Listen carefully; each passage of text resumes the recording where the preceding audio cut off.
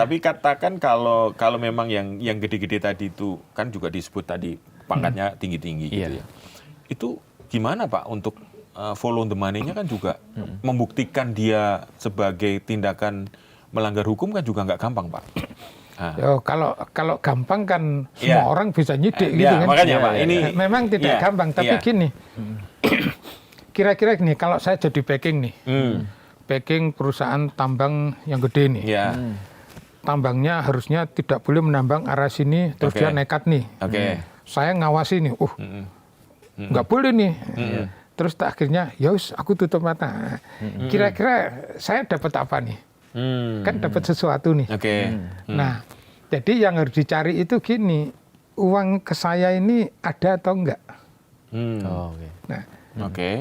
Nah, itu namanya follow the money. Terus uang dari saya kemana lagi nih? Follow the money kan? Nah, biasanya itu bisa didapatkan kalau menggunakan pendekatan forensic investigation. Itu apa lagi tuh, Pak? Jadi gini, teknik investigasi gitu investigasi forensik, penyidikan. Jadi gini, kalau saya sebagai bos nih, terus terima duit, saya nggak mau terima duit sendiri gitu kan. Saya suruh ya putar dulu, bentuknya cash ya, kasih ke si A gitu kan. Tapi jangan kamu yang ngasih nih, yang ngasih harus orang lain, anak buah kamu nih. Ngasihnya di sana tempat jauh gitu kan, supaya nggak kelihatan hubungan aku katakan pihak sana si Andri ya, nah, supaya nggak kelihatan nih. Jadi muter sana, tapi basically ini punya aku gitu kan. Nah pertanyaannya kalau untuk analisa ya, pertanyaan-pertanyaan hipotesa itu kan gini. Si Amin terima duit dari Andri ini lewat mana? Oh lewat si A, si B, si C, si D ini kan. Ini kan semua harus hipotesa dulu, baru nanti dicari alat buktinya kan. Nah kira-kira gini, kalau Andri nyuap aku, katakan gini, dia nyuap aku 10 juta. Oh pakai duit pribadi dia bisa.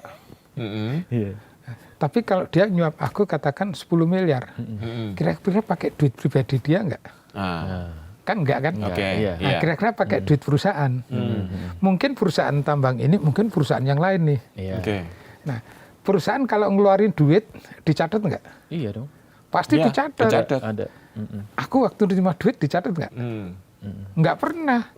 Jadi kalau mau follow the money, untuk nyari suap, yang dibongkar itu pemberi, bukan penerima. Kalau yang dibongkar penerima, aku nggak pernah nyatet. Kecuali kalau dalam penggeledahan ketemu duitnya, ketemu pas OTT gitu kan, itu bisa. Tapi kalau forensic investigation nggak dicari, ini duit asalnya dari mana? Ada pembukuannya di situ. Jadi pemberi ya Pak ya, yang jadi fokus. Pemberi, betul.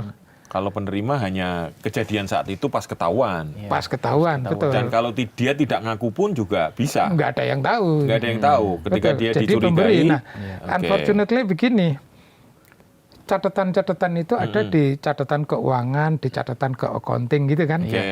Terus diumpetin dengan kamuflase segala macam gitu kan. Nah, yang ngerti seperti itu biasanya cuma orang-orang akuntan sama orang keuangan. Mungkin juga orang IT karena accounting sistemnya IT based kan. Nah, kalau penyidiknya cuma dilatih bikin surat panggilan, bikin BAP, bisa nemu itu nggak? Nggak bisa, Pak. Ya nggak bisa. Makanya penyidik-penyidik pada umumnya itu nggak bisa menemukan itu. Karena dia tidak dilatih untuk melacak uang. Nah, bayangkan kalau gini, si company-nya ini termasuk yang berusaha di industri jasa keuangan. Penyidik biasa bisa ngikuti nggak uang ini? Nggak bisa.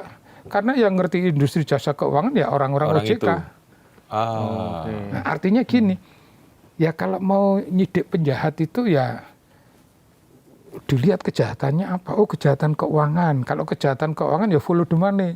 Kalau follow the money, money itu dicatatnya di mana? Oh, di sini. Nah, kalau dicatat di situ-situ, ekspertis penyidiknya kayak apa? Ya harus dibangun kayak begini. Tapi Kan kita punya PPATK ya Pak ya? Betul.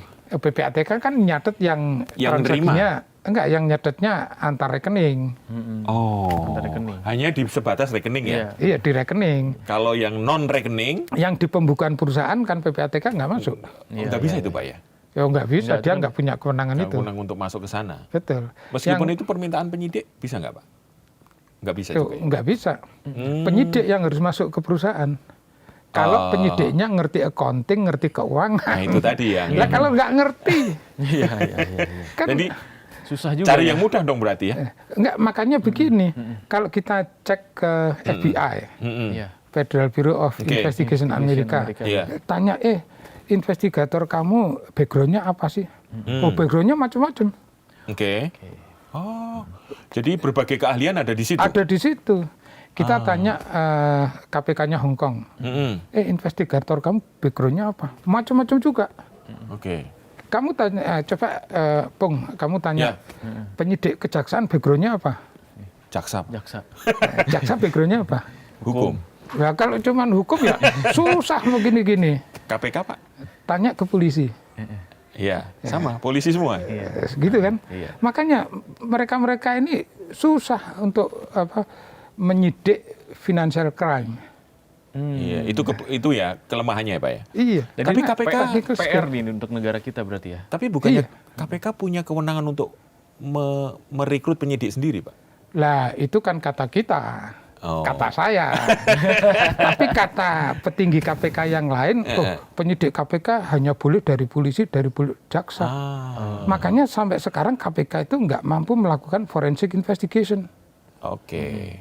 Jadi Ini kuncinya ya ini ya? Iya. Mestinya ada dari orang keuangan, orang IT. Iya. Dari wartawan juga sih mestinya ya? Iya. Wartawan nggak boleh. Oh nggak boleh? Oh kenapa Pak kalau gitu Pak? Enggak, karena begini. Gimana Pak ini Pak? International best practice nih. Oke. Dalam proses investigation, itu investigator tidak berbicara ke media. Oh, silent ya? Silent. Iya. Kapan penegakan hukum ini bicara ke media? Oke. Nanti setelah perkara ini didaftarkan ke pengadilan.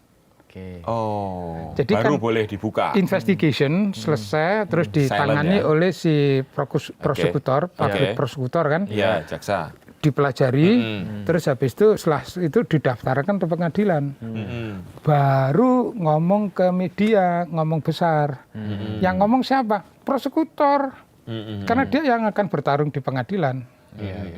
Nah, kalau di internasional itu namanya investigation, di Indonesia kebagi dua, ada penyelidikan, ada penyidikan. Nah, di sini baru penyelidikan udah nyap-nyap nggak karuan gitu kan. Penyidikan nyap-nyap lagi. Itu baru ketangkep ya. Tapi kalau bekas kan boleh Pak. Artinya kalau dia kan punya, wartawan kan punya keahlian investigasi ya. Betul. Nah itu kan bisa digunakan untuk jadi tim. Meskipun ya harus disumpah, jangan keluar-keluar. Enggak, makanya begini. Ya. Penegakan hukum di Indonesia ini susah. Bagi penyidiknya susah karena kebanyakan omong, jadi penjahat-penjahatnya udah bakar-bakar bukti kan. Iya. Jadi diomongin dulu. Iya. Karena ada KPI itu Pak, KPI yang lain Pak. Bagi orang yang tidak bersalah susah. Orang nggak salah, nggak ikut apa-apa, disebut-sebut nih. Tapi nanti di putusan pengadilan ternyata dia nggak ada. kena apa-apa kan. Nah, jadi ya agak beginilah penegak hukum kita itu. Oh gitu ya Pak ya? Iya. Aduh, ini... Enggak, artinya gini, mereka melakukan yang salah dan merusak, kerusakannya itu merugikan dia sendiri, juga merugikan orang yang tidak bersalah. Jadi kalau menurut saya lebih baik gini deh, coba lihat itu penegak hukum di negara-negara maju, cara kerjanya gimana sih? Cara ngomong ke media gimana? Kalau yang ideal di mana Pak, kalau menurut Bapak, pengalaman Bapak? Apanya? Yang perlu kita contoh penegakan hukum di... Aku dulu ngeliat di Singapura di Hong bagus. Kong. Hong Kong ya, termasuk salah satu yang... Hong Kong, terus ngeliat di Inggris, ngeliat di Amerika, di Australia. Itu bagus-bagus ya Pak? Semua begitu, artinya gini, selama investigation nggak ngomong ke media, kecuali untuk yang signifikan ya, misalnya ada yang ditangkap. Ya ngomong ditangkap, tapi detail ceritanya nggak diomongin. Nanti waktu ini didaftarkan ke pengadilan baru dibuka. Iya. Repotnya gini, kalau terlalu banyak ngomong ke media, itu penegak hukum ini terus yang tadinya adalah law enforcement agency berubah menjadi law entertainment agency. Salah kan? Iya. Itu menarik itu kata-kata itu. Law entertainment agency.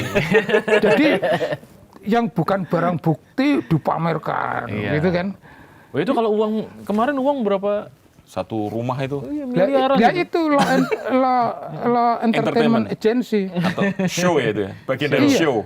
Coba kalau Tapi buat kami yang awam nggak pernah ngeliat uang sebanyak itu sih kaget, Pak. Loh, betul. Drama tuh, betul. Tapi kan gini, pada perbuatan tindak pidana yang terjadi, yang disidik, uang itu dulu ada nggak?